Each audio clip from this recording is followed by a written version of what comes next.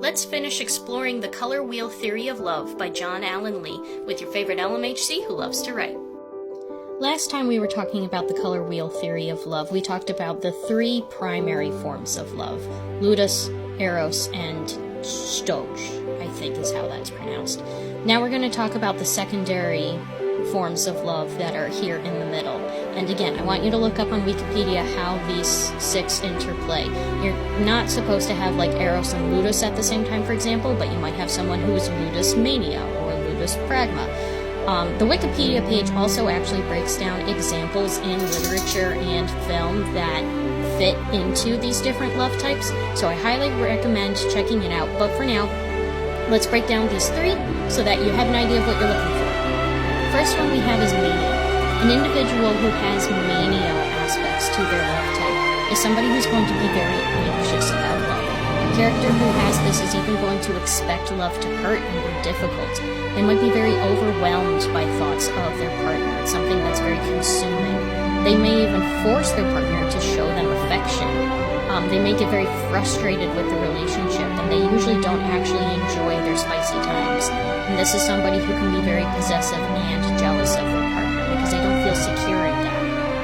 Agape, on the other hand, is the type of dynamic you're looking for. For example, if you're trying to write characters that are in a polycule, this would be a good fit. Someone with agape in their love concept, they're able to feel affection for lots of different types of people, sometimes all at once. They tend to meet strangers easily, so it's often that their affection is going to start towards a stranger as opposed to needing to build a connection with the person and be friends with them first. They show a lot of care and a lot of concern for each person that they're in a relationship with. There isn't jealousy or obsession, and they enjoy intimacy and spicy times. And lastly, we have pragma, which is, for lack of a better word, pragmatic.